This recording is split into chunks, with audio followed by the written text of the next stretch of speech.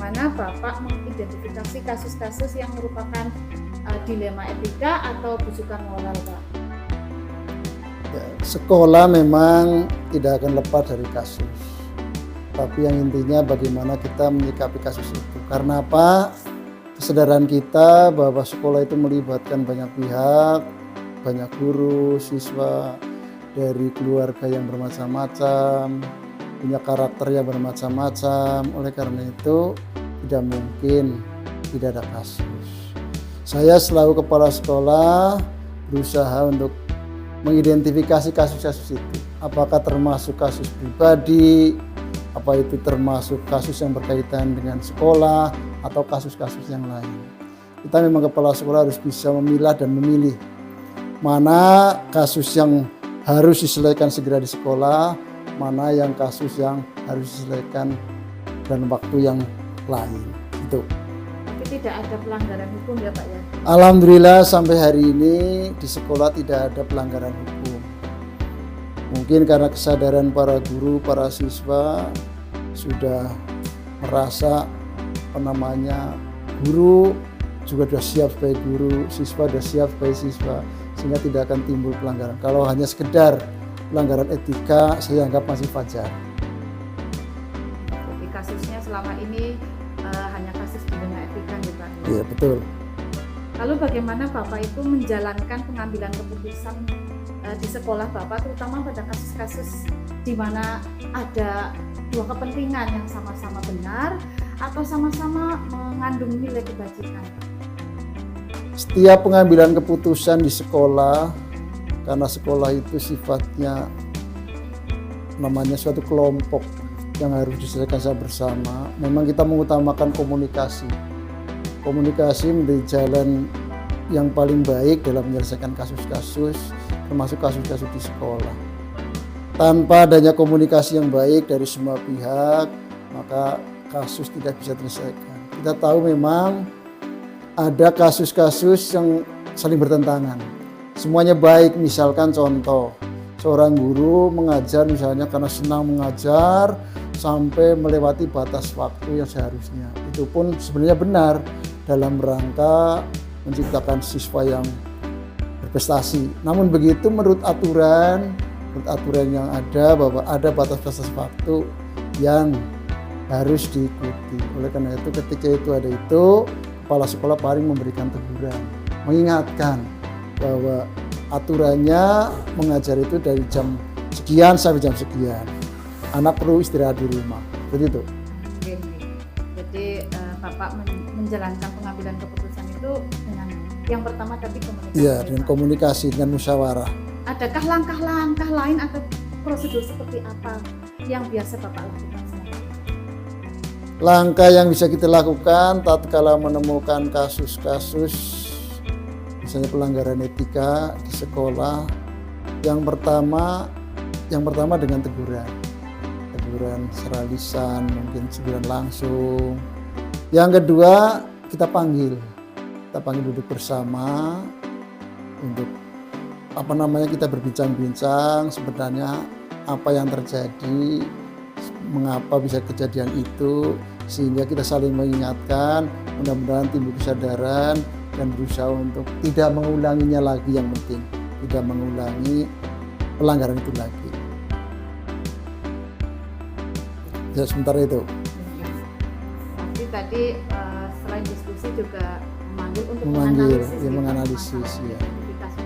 Ini ada apa sih kok bisa berbuat seperti itu, kan kita harus tahu faktanya ya Pak. Jadi sebelum kita memvonis, kita tidak boleh memvonis, tahu akar permasalahannya. Adalah masalah ringan, masalah yang kita malah timbul masalah baru gitu. Hal-hal apa saja yang paling efektif dalam pengambilan keputusan tersebut? Pengambilan keputusan di sekolah yang paling efektif itu melalui musyawarah mufakat.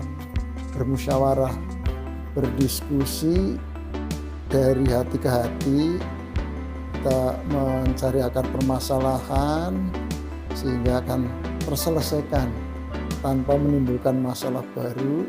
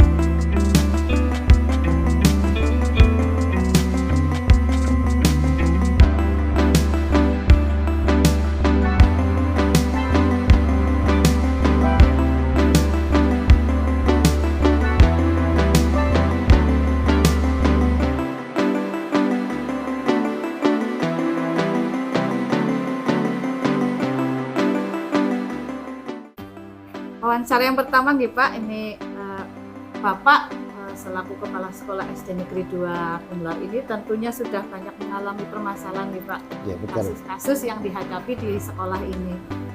Bagaimana Bapak mengidentifikasi kasus-kasus yang merupakan kasus dilema etika dan atau bujukan moral Pak? Ya.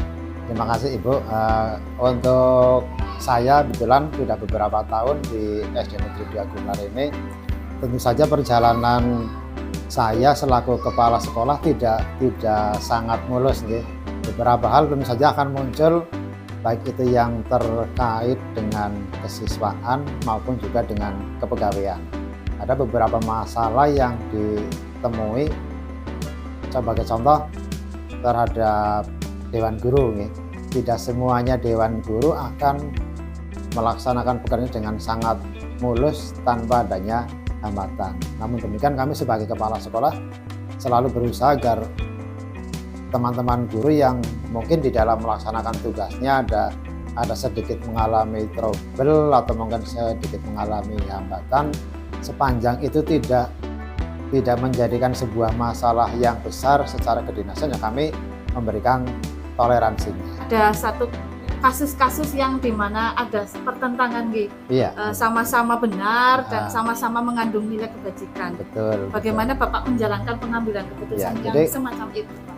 Begini Bu, karena contohnya begini, ada seorang guru yang pada suatu saat kondisinya, katakanlah seorang ibu, suaminya sedang sakit, sementara putra-putranya sudah tidak berada di rumah, kan mau tidak mau, ini si guru ini harus mendampingi, apalagi kalau sudah sampai ke pemeriksaan ke rumah sakit, kan mereka harus melayani suami secara itunya, tapi secara kedinasan juga harus bisa dikondisikan, bukan diizinkan secara silakan, tapi dikondisikan agar semuanya bisa jalan, kemudian tidak mengalami kendala-kendala yang nanti akan berimbas kepada guru tersebut.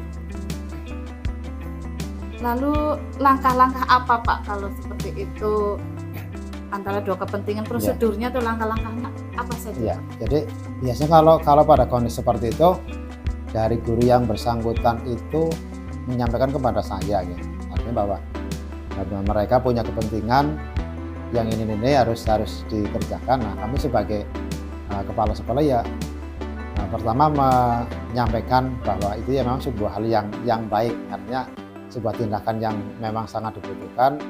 Nah, kami memberikan langkah-langkahnya. Pertama tentu saja memastikan kehadiran dulu, karena kita kerja dari bagian, kita harus di data dengan sebuah absen kehadiran. Nah, nanti ketika absen itu sudah dilakukan, katakan kan berarti orang tersebut sudah datang. Nah, nanti kami dengan pertimbangan waktu, kalau kerja itu sampai katakanlah jam 15, berarti kan orang tersebut sudah kembali ke sekolahan, sehingga antara absen pagi dengan absen siang tetap bisa dilaksanakan secara tepat waktu. Soal pekerjaan yang lain nanti kita membagi tugas dengan teman-teman guru yang pada waktu itu tidak sedang melaksanakan tugas pembelajaran seperti itu. Tapi tetap harus melalui komunikasi dan koordinasi Pak. Iya betul, supaya sana sini bisa jalan dan tidak merugikan beberapa pihak.